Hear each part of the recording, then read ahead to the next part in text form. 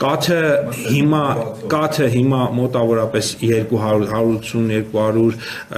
տարբեր 170 դրամով է այս պահին մթերվում եւ ես հրապարակային ասում եմ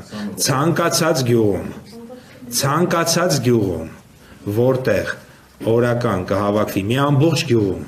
700 լիտր կաթ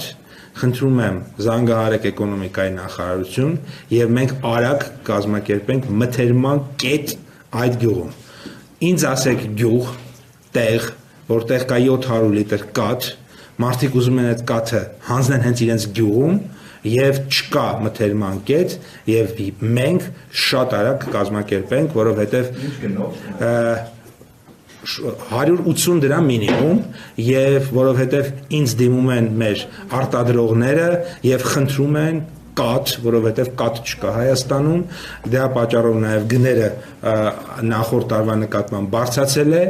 եւ այսինքն մեծ ոչ թե կաթ չկա, այդքան չկա, ինչքան որ իրենց պետք է։ Եվ ցանկացած տեղ, գյուղ ինձ ասեք, որովհետեւ կա 700 լիտր օրական կաթ եւ մենք շատ արագ